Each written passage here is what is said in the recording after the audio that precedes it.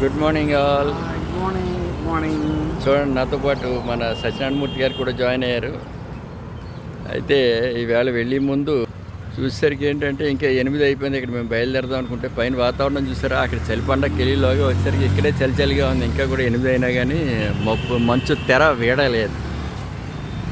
ఇంకా మిగిలికి వెళ్ళిన తర్వాత దారిలో మిగిలిన కొన్ని విశేషాలు చూద్దాం. ఇది ఓకే.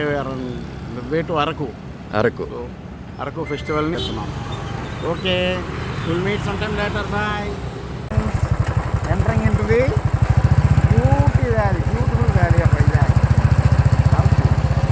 అరకు కాశ్మీర్, ఆంధ్ర కాశ్మీర్.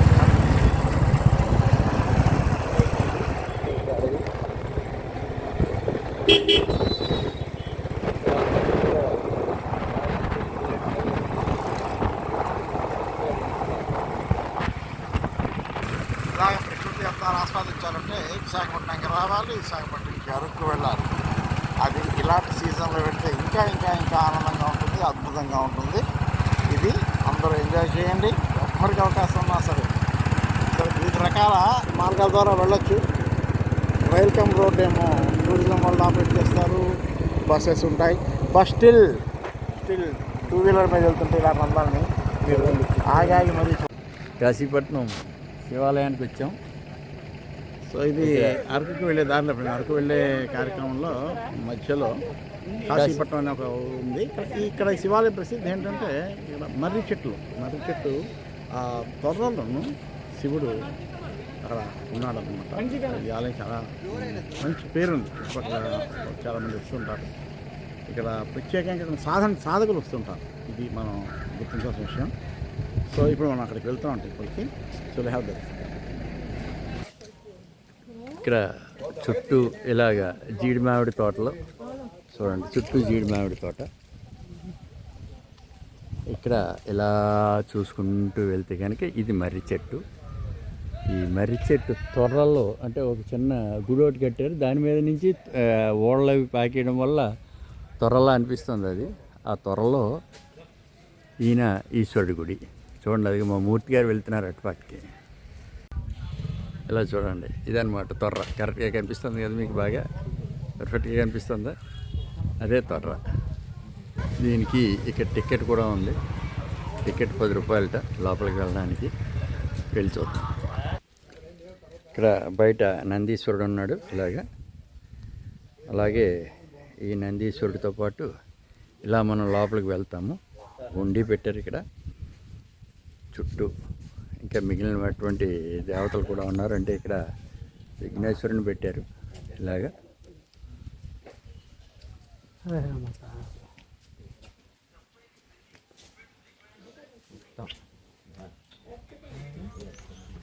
విఘ్నేశ్వరుడు కనిపించాడు కదా, అలాగే ఇలా విఘ్నేశ్వరుడు పక్క నుంచి లైన్ పెట్టారనమాట.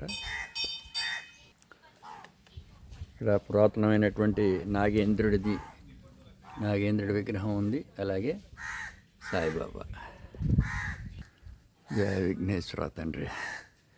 చూడండి, వినాయకుడు ఇంకా పూర్తిగా కనిపిస్తున్నాడు అనమాట ఇప్పుడు బాగా. జయ విఘ్నరాజ. లైన్ ఇలా కర్రలతోటి లైన్లో వెళ్ళడానికి వీలుగా కంచెలాడిది కట్టారు. చిన్న 2 మెట్లు చిన్న. చూడండి, ఈ పైన ఇదంతా కూడా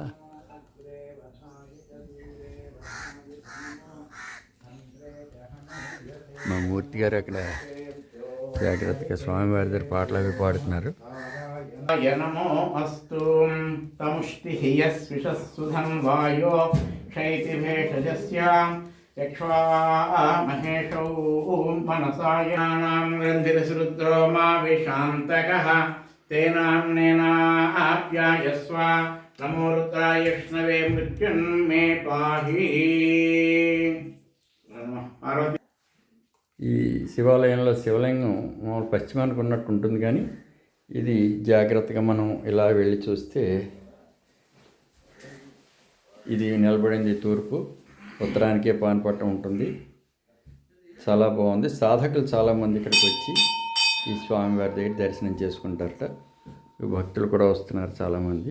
ఇలా రావడం వల్ల లోపలికి రావడానికి చిన్న దారం ఉండడం వల్ల కొంచెం ఫోటో తీయడం కానీ ఇది కానీ కొంచెం ఇబ్బంది పడింది.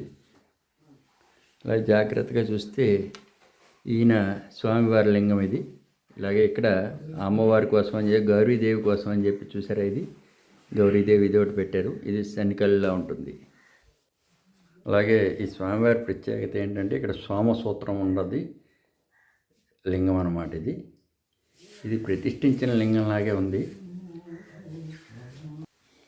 ఈ గుడి యొక్క శైలి కూడా చూస్తే ఇది మామూలుగా ఉత్తర భారతదేశంలో గుడి శైలిలాగా ఇలా కింద నుంచి పై వరకు చూసారు, ఎలా పొడుగ్గా తీసి పెట్టారు, సన్నగా 4 పక్కల.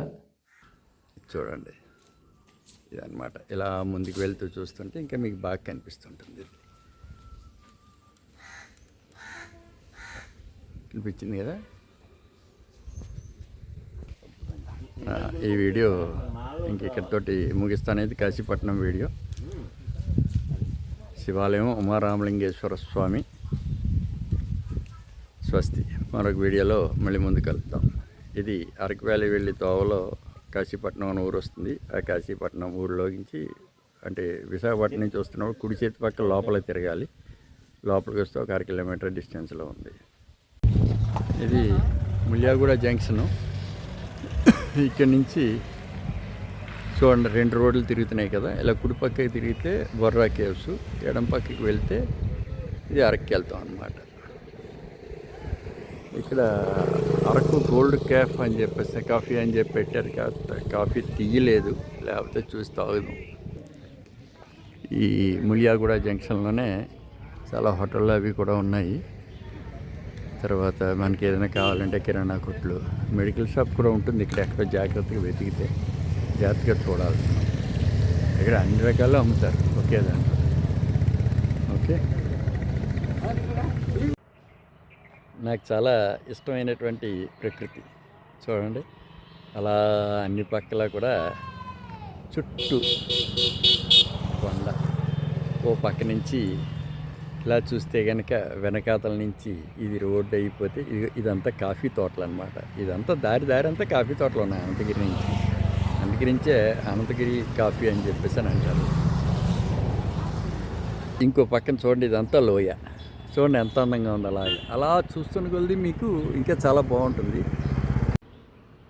ఇదంతా చూసారా పూర్తిగానే ఎలా అంత హైట్ నుంచి అలా తిరిగి చూస్తుంటే ఒక పక్క నుంచి చూడండి.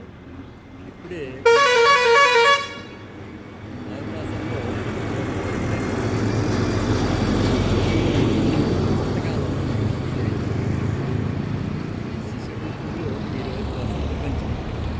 ఈరోజు కనుక చూస్తే అసలు ఎంత అందంగా ఉన్నాయండి. నిజంగా చూడతగ్గ ప్రదేశం, చాలా బాగుంది. ఇది అరకు వ్యాలీ అనంతగిరి దగ్గర నుంచి మన దగ్గర చూస్తే ఇంకా అరకు వ్యాలీ దగ్గరలో ఉన్నాం అనమాట. ఓ 10-15 కిలోమీటర్ల దూరంలో. చూడండి చాలా బాగుంది ఇది. ఇంకేమైనా ఇలా చూడండి, చాలామంది ఇప్పుడు వస్తున్నారు. పెద్ద తండాలో వెళ్ళిపోయింది. ఇలా మోటార్ సైకిల్ మీద వాటి మీద ఇప్పుడు లాస్ట్ డే కనుక వచ్చేస్తున్నారు అందరూ. ఇది రిటర్న్ జర్నీలో వచ్చినప్పుడు మళ్ళీ చూద్దాము. కానీ ఇవే అనమాట ఈ కాఫీతో ఇదంటే కనుక చూడండి. అవి చిన్న పొట్టిగా ఉన్నవన్నీ కాఫీ చెట్లు. ఇవి ఆ పొడుగ్గా ఉన్నవన్నీ దానికి నీడ కోసం అని చెప్పేసి అని, ఇక్కడ వాతావరణం చల్లగా ఉండాలి. సో దానికోసం అని చెప్పేసి అని చూడండి ఇంకా బాగా కనిపిస్తున్నాయి. ఇదనమాట, ఇవన్నీ కాఫీ చెట్లు.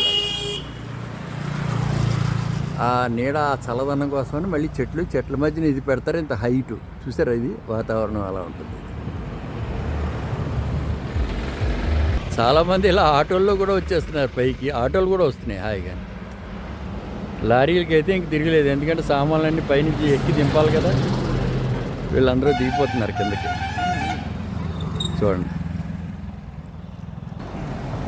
దిగుతున్నారు వీళ్ళంతా. అయిపోయిందనమాట వీళ్ళ కార్యక్రమం. ఈ చలిపల్లికి వెళ్తుంటే అనంతగిరి దాటిన దగ్గర నుంచి 2-3 చోట్ల బీభత్సమైన ట్రాఫిక్ జామ్. ఎక్కడ వెనకాదల నుంచి ఆర్టీసీ బస్సులు, ఈ పక్క నుంచి కార్లు ఎక్కడ పెట్టారు, ఎవరిదో వచ్చి రావడానికి ఎలా వెళ్ళాలి, ఏం చేయాలనే తెలియదు.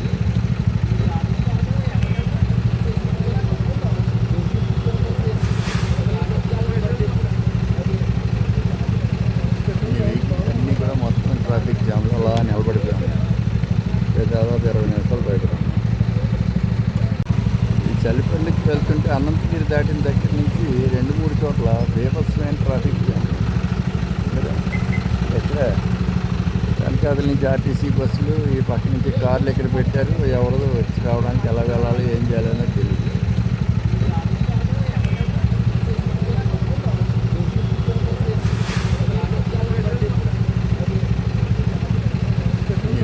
అన్నీ కూడా మొత్తం ట్రాఫిక్ జామ్లో అలా నిలబడిపోయాము. దాదాపు 20 నిమిషాలు బయట ఉన్నాం. ఇది హరిత వ్యాలీ రెస్టారెంట్.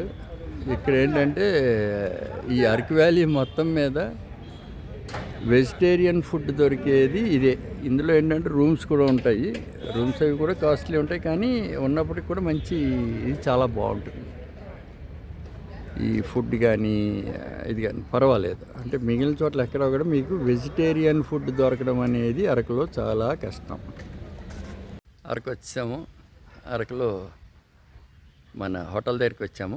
మన హోటల్కి ఏంటంటే మెయిన్ రోడ్ నుంచి రావడానికి చిన్నది ఇలా చిన్న సందులా ఉంటుంది, అక్కడ రావాలి. కానీ హోటల్ చాలా బాగుంటుందని అన్నారు. చూద్దాం ఎలా ఉంటుందో. ఇది Ushodaya resorts near Pedampuram Padmapuram gardens, Araku valley, Visakha district. ఇది మన ఇదన్నమాట. లోపల చూడండి, అంత గ్రీనరీ అది చాలా బాగుంది.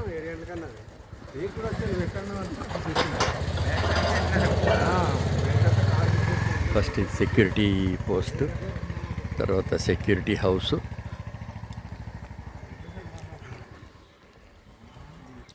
ఈ గ్రీన్ కలర్లో కనిపిస్తున్నది చూసారా, చెట్టు కింద భోజనాలు చేస్తున్నారు. అలా ఓపెన్ ఉంది, లేకపోతే లోపల ఈ గ్రీన్ కలర్ దాంట్లో రూమ్లో భోజనాలు చేయొచ్చు. ఇది రెస్టారెంట్ చూడండి. ఇవన్నీ ఇంకా కాటేజెస్ మొదలవుతున్నాయి అన్నమాట. ఇంకా మిగిలినవి కొన్ని కడతారనుకుంటాను, ఇప్పుడు కొన్ని కట్టలేదు. కాటేజెస్ ఇందులో ఇలా ఉన్నాయి ఇండివిజువల్గా. ఒకటి సూట్ రూమ్స్ తోటి చాలా బాగుంది.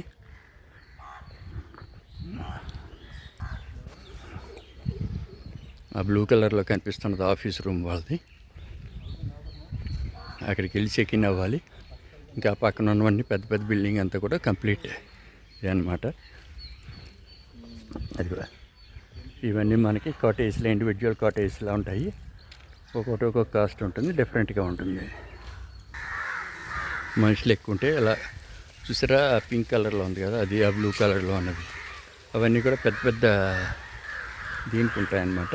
ఇవన్నీ కూడా కాటేజెస్ ఇండివిజువల్గా. ఇది హోటల్ ఉంది.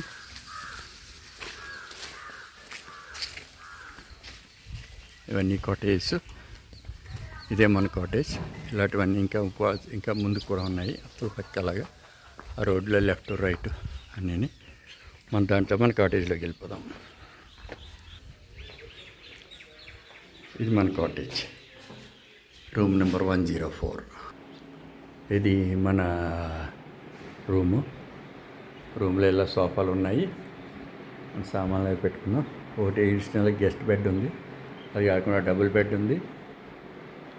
ఫుల్గా ఉంది, టీవీ ఉంది. రూమ్ మాత్రం చాలా పెద్దది. ఇటు నుంచి ఇలా బయటికి వెళ్తే ఇది చిన్నది ఓపెన్ అన్నమాట కారిడారు. ఇది వాష్రూమ్. ఇది వాష్రూమ్ లోపల. కానీ రూమ్ అది మాత్రం చాలా బాగుంది. 2 ఫ్యాన్స్ ఉన్నాయి, ఏసీ ఉంది. బడ్జెట్లో దొరికింది మనకి 1700. బాగుంది కదా.